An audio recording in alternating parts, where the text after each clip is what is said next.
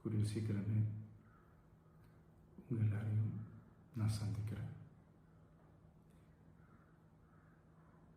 இந்த நேரத்தில் எங்களுடைய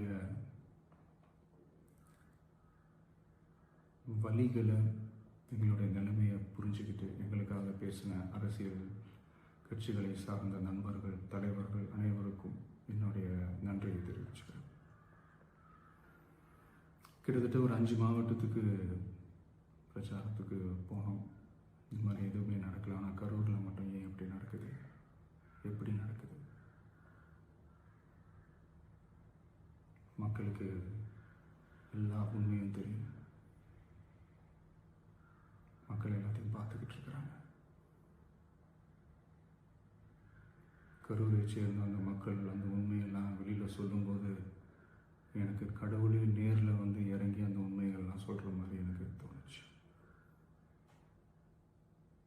சீக்கிரமே எல்லா உண்மைகளும் வெளியில் வரும்.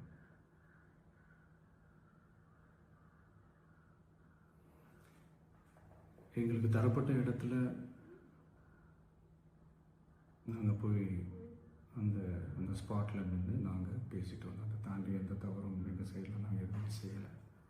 பட் இருந்தாலும் எங்கள் கட்சியை சேர்ந்த நிர்வாகிகள், தோழர்கள் மேலே எஃப்ஐஆர், அது மட்டும் இல்லை சோஷியல் மீடியாவை சேர்ந்த நண்பர்கள், தோழர்கள் அவங்க மேலே எஃப்ஐஆர்லாம் போட்டு இப்போ பிடிச்சிக்கிட்டு இருக்கிறாங்க.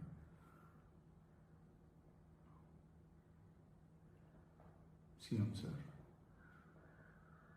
உங்களுக்கு ஏதாவது இந்த பழி வாங்கணும் அப்படின்ற எண்ணம் ஏதாவது இருந்துச்சுன்னா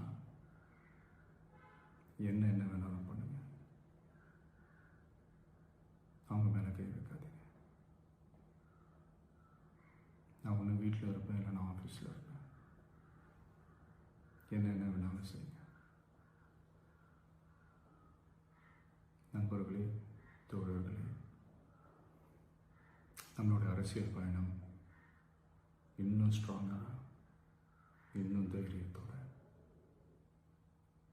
கண்டினியூ ஆகும்.